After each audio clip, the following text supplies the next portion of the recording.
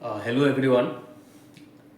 आज जे 2024 के rotational mechanics के एक क्वेश्चन को जिसको हमने पार्ट 1 में डिस्कस किया था, उसका पार्ट 2 का सॉल्यूशन आज डिस्कस करने वाले हैं।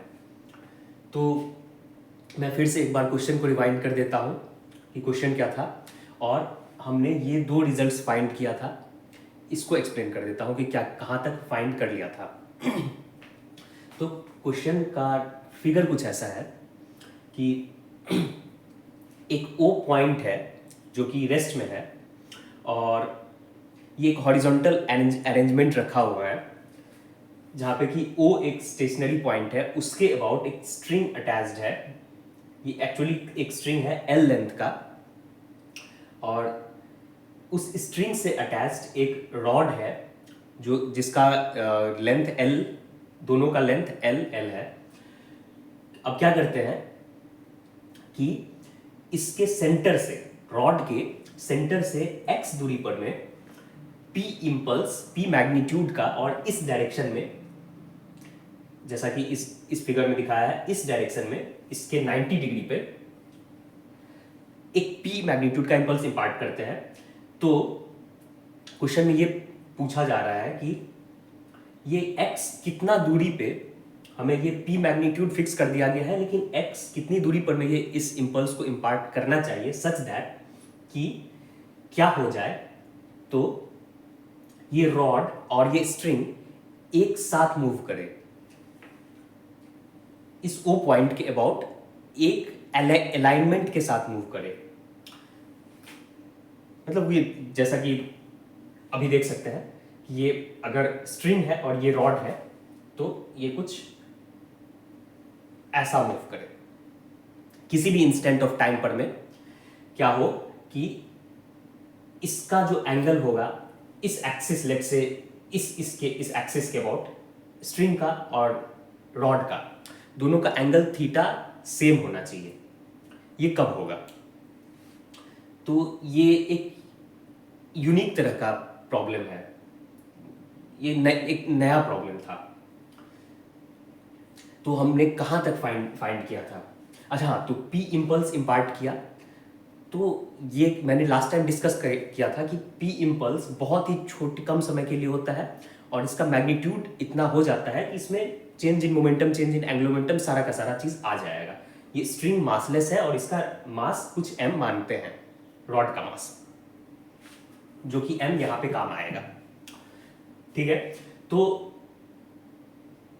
यहाँ तक हमने फाइंड किया था कि हाँ, इम्पल्स के बारे में कह रहा था कि इम्पल्स अगर इंपार्ट करेंगे तो ये बिना कोई डिस्टेंस ट्रेवल किए, बिना कोई एंगुलर डिस्प्लेसमेंट किए, या फिर बिना कोई लीनियर डिस्प्लेसमेंट किए ही इसका एंगुलर वेलोसिटी और लीनियर वेलोसिटी दोनों चेंज हो जाएगा। इम्पल्स क्योंकि बहुत ही छोटे कम समय के लिए होता है, तुरंत में इंपार्ट हुआ तो, और ये इसका चेंज इन मोमेंटम आ जाएगा। तो दो चीज हुआ था, दो चीज फाइंड किया था। एक कि डेल्टा वी सेंटर ऑफ मास, मतलब इस रॉड का सेंटर ऑफ मास का वेलोसिटी कितना चेंज होगा, वो होगा p बाई एम के बराबर, और इस रॉड का एंगुलर वेलोसिटी कितना चेंज होगा तो वो होगा delta omega about centre of मास। अब ये अबाउट सेंटर ऑफ मास क्या है वो भी मैं एक्सप्लेन करूंगा। वो होगा 12xp by M L square. ठीक है, अब ये अबाउट सेंटर ऑफ मास क्या है? अबाउट सेंटर ऑफ मास कहने का मतलब कि ये सेंटर ऑफ मास फ्रेम से देखेंगे। अब इसका जो, इस रॉड का जो एंगुलर वेलोसिटी में चेंज मेजर कर रहे हैं वो कहाँ से कर रहे हैं, तो वो सेंटर ऑफ मास से एक फ्रेम को अटैच कर देंगे। मतलब भले ही सेंटर ऑफ मास मूव कर रहा है लेकिन उससे एक फ्रेम अटैच्ड है, फ्रेम ऑफ रेफरेंस अटैच्ड है। तो उस फ्रेम से देखा जाए तो इसका चेंज इन एंगुलर वेलोसिटी कितना है, तो इतना है। ये दो चीज फाइंड किया था। ठीक है, अब आगे बढ़ते हैं कि हमें ये x दूरी कैसे फाइंड करेंगे, x डिस्टेंस कैसे फाइंड करेंगे, कहां पर में अप्लाई करना है कि ये कि एक यूनिक अरेंजमेंट पॉसिबल हो पाएगा। तो इसके लिए करते हैं कि हाँ, ये x दूरी के लिए अब मुझे ये समझाना था, जैसा कि मैंने प्रॉमिस किया था लास्ट वीडियो में, कि ये बताना है कि ये कब पॉसिबल होगा। मतलब कौन से कंडीशन पर में ये दोनों एक साथ मूव करेंगे। तो पहला बात कि ये तो स्ट्रिंग जो है, ये जो स्ट्रिंग है ये मासलेस है, तो हमें इस पर में ध्यान देना है, इस रॉड पर में ध्यान देना है। जैसा कि स्ट्रिंग पर में कोई सा भी फोर्स अगर लगे, अगर स्ट्रिंग टाइट रहेगा तो ये इसके साथ ही मूव करने वाला है, क्योंकि स्ट्रिंग मासलेस है। इस पे पहले आते हैं कि ये जो रॉड है इसका रॉड का क्या हो, रॉड का क्या करना पड़ेगा। तो किसी भी दो पॉइंट का, हाँ, रॉड को इस ओ पॉइंट के अबाउट ये प्योर रोटेशन में जाएगा।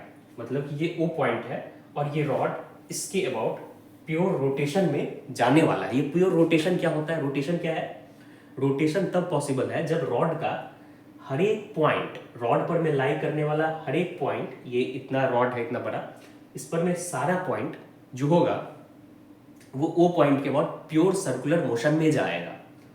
ठीक है, अगर मैंने जो इंपल्स इंपार्ट किया उससे कुछ ऐसा हो जाए तब फिर क्या होगा कि हाँ, ये रॉड प्योर रोटेशन में जाएगा ओ पॉइंट के अबाउट। रॉड का कम से कम हम लोग श्योरली कह सकते हैं।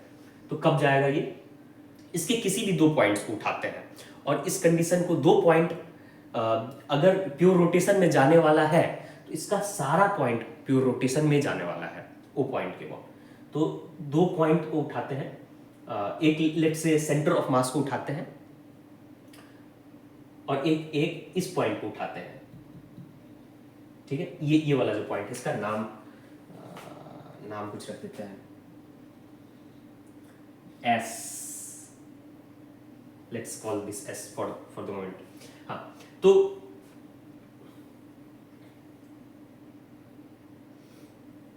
अब हमें पता है कि v इक्वल टू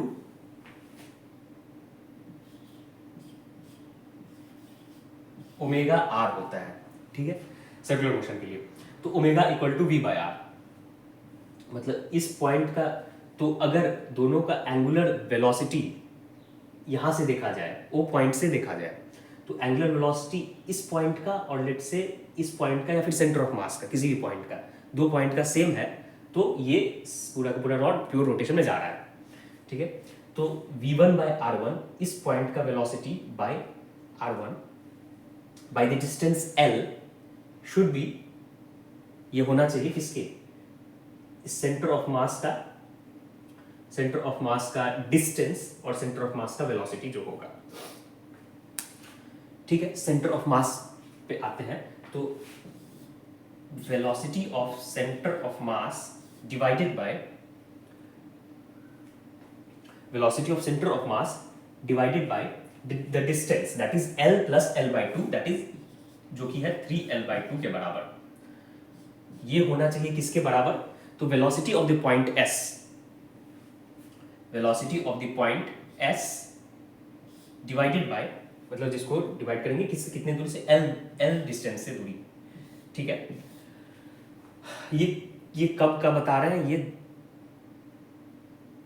ये मैं किस इंस्टेंट की बात कर रहा हूँ, किस इंस्टेंट ऑफ टाइम की बात कर रहा हूँ, तो मैं उस इंस्टेंट ऑफ टाइम की बात कर रहा हूँ कि जब इंपल्स इंपार्ट करने के जस्ट बाद, मतलब इंपल्स इंपार्ट करना जब खत्म हो गया उसके बाद क्या change in moment, change in velocities आएंगे। तो तब तक VCL हो जाएगा इसका वेलोसिटी, रॉड के सेंटर ऑफ मास का वेलोसिटी, और VS इस पॉइंट का, रॉड पे जो ये पॉइंट लाई कर रहा है इसका वेलोसिटी VS हो जाएगा। ठीक है, तो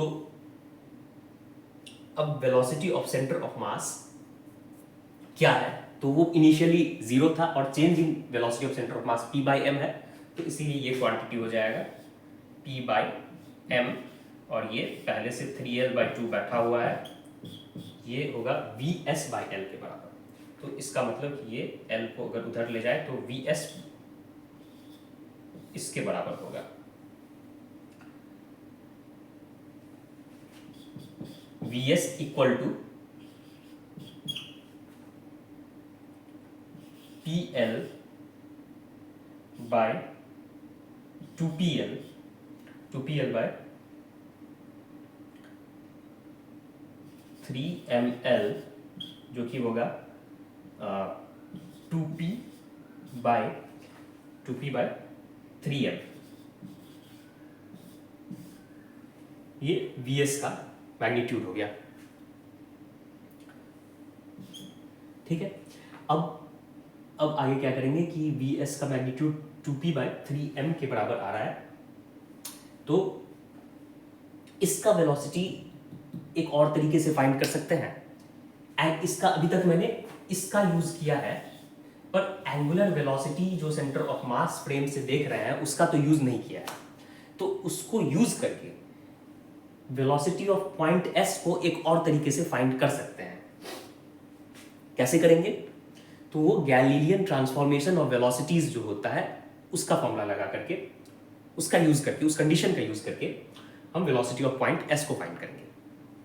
तो वो है रेस्ट फ्रेम और सेंटर ऑफ मास फ्रेम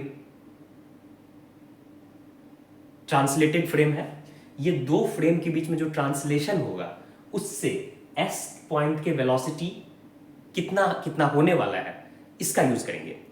मतलब जो वही वाला फॉर्मूला जो होता है कि एक पॉइंट मूव कर रहा है तो एक रेस्ट फ्रेम से देखे जाने पर में इसका वेलोसिटी अगर v वेक्टर है, तो एक मूविंग फ्रेम से, जो मूविंग फ्रेम और रेस्ट फ्रेम कुछ नहीं होता है, मतलब जो रेस्ट फ्रेम के रिस्पेक्ट में मूविंग फ्रेम है उसके रिलेटिव में उसी पॉइंट का वेलोसिटी कितना होने वाला है। और अगर रेस्ट फ्रेम और मूविंग फ्रेम के बीच का वेलोसिटी इतना है तो उसी का गैलीलियन ट्रांसफॉर्मेशन ऑफ वेलोसिटी का यूज करेंगे। तो क्या आने वाला है ये फाइंड करते हैं।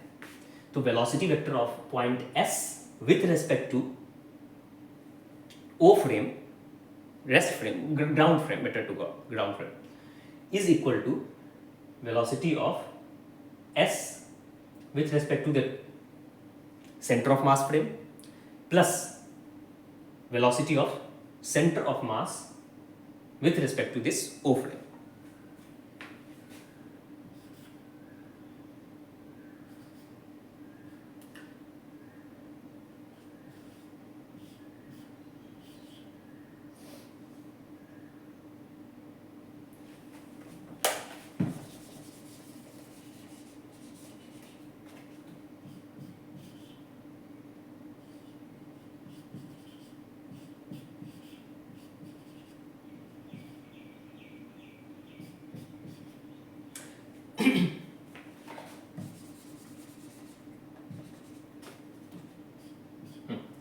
अब velocity of S with respect to centre of mass क्या होगा? तो वेलोसिटी सेंटर ऑफ मास से देख रहे हैं तो एस पॉइंट का वेलोसिटी क्या होगा? सेंटर ऑफ मास से देख रहे हैं तो क्या हो रहा है? सेंटर ऑफ मास से जब देख रहे हैं तो ये, हाँ, रोटेशनल मैकेनिक्स में ये सब कॉन्सेप्ट्स क्लियर होना चाहिए कि अगर कोई रिजिड सिस्टम है तो रिजिड सिस्टम कि हम किसी भी पॉइंट से, ये अगर रिजिड सिस्टम है, लेट्स से ये वाला, तो इसके किसी भी पॉइंट से अगर हम एक फ्रेम ऑफ रेफरेंस को अटैच कर दें तो ये हमें पूरा का पूरा प्योर रोटेशन में ही नजर आने वाला है।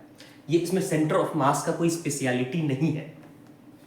इसके ये कोई सा भी रिजिड सिस्टम है, ये अगर रिजिड सिस्टम है, अगर मैं यहाँ पर मैं बैठ जाता हूँ, अगर यहाँ से मैंने अपना फ्रेम ऑफ रेफरेंस फिक्स कर देता हूँ तो ये मुझे इसका कैसा भी कॉम्प्लेक्स मोशन हो, कुछ भी कॉम्प्लेक्स मोशन हो, तो ये मुझे या तो रेस्ट में नजर आएगा, या तो ये पूरा का पूरा रेस्ट में ही नजर आएगा, या फिर ये मुझे इसी पॉइंट के अबाउट, जिस पॉइंट पर मैं बैठा हुआ हूँ, मेरा फ्रेम अटैच्ड है, उसके अबाउट ये प्योर रोटेशन में किसी भी इंस्टेंट ऑफ टाइम पर में प्योर रोटेशन में ही नजर आएगा। और वो सेंटर ऑफ मास के लिए भी वैलिड है, वो किसी भी पॉइंट के लिए वैलिड है, बस हमें उसके किसी एक पॉइंट से अपने फ्रेम को अटैच कर देना पड़ेगा। तो इसके सेंटर ऑफ मास से अगर हमने फ्रेम को अटैच किए हुए हैं तो ये हमें प्योर रोटेशन में नजर आ रहा है। ये जो रॉड है ये प्योर रोटेशन में नजर आ रहा है, तो ये प्योर रोटेशन में है, इसीलिए v equal to omega r इसके सेंटर ऑफ मास फ्रेम से देखे जाने पर में रॉड के कोई सा भी रॉड का कोई सा भी पॉइंट सेटिस्फाई कर रहा है, क्योंकि रॉड के सेंटर ऑफ मास के अबाउट ये प्योर रोटेशन में है। तो एस पॉइंट का वेलोसिटी क्या हो जाएगा? सेंटर ऑफ मास फ्रेम से देखे जाने पर में एस पॉइंट का वेलोसिटी हो जाएगा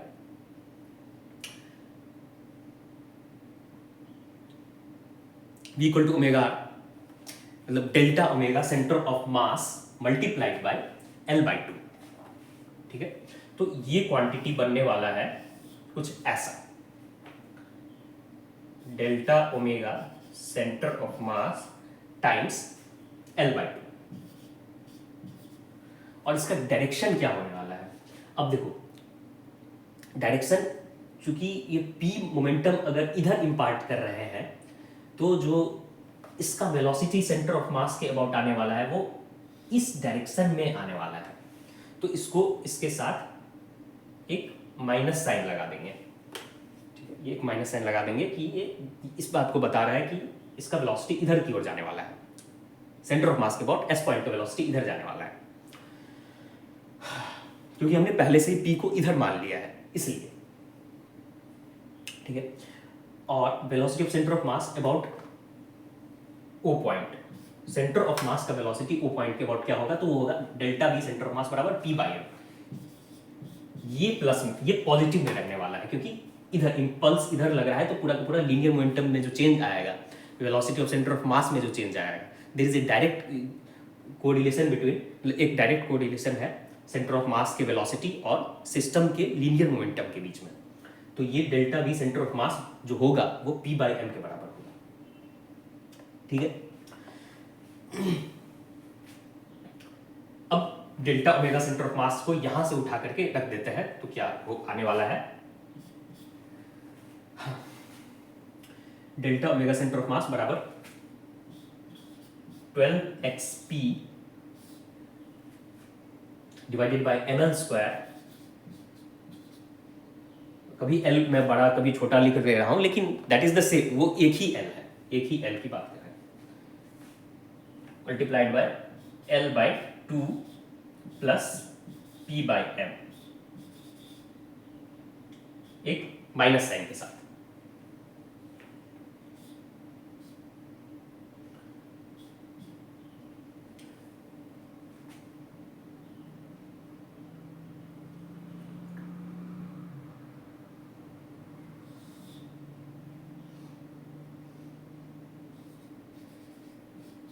टू ml LCM हो गया और -12xp plus 2pl,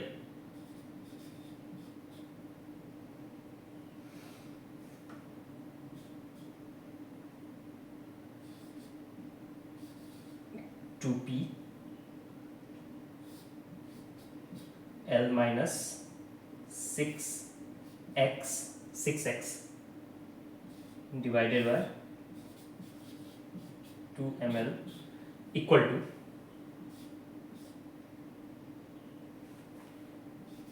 P/ml times L minus 6x।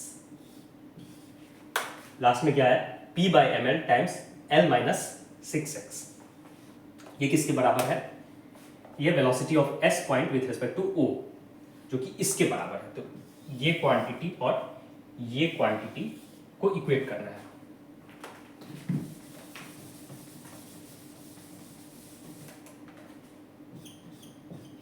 इन दोनों को इक्वेट करते हैं।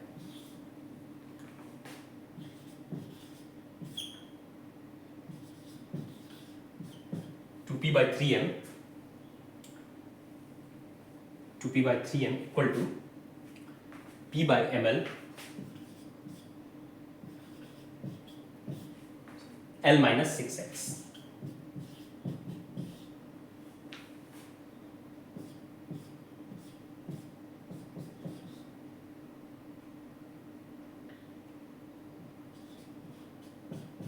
To L equal to 3L, 2L equal to 3L minus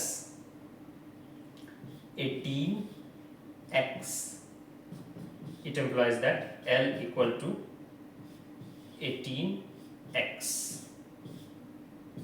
जो कि x बराबर L by 18, तो x बराबर L by n जो फाइंड करना था कंपेयर करने पर में, it implies that n equal to 18 हो गया। तो ये n equal to 18 फाइंड हो गया। अब ये जो है एक मेथड है फाइंड करने का, और भी मेथड से इससे भी सिंपल तरीके से फाइंड कर सकते हैं, लेकिन वो मैं अभी डिस्कस नहीं करना चाहता। वो मैं श्योर नहीं हूं कि वो जेई सिलेबस में वो कॉन्सेप्ट होगा या फिर नहीं। वो जेई सिलेबस के अंडर आता है या फिर नहीं, वो कॉन्सेप्ट।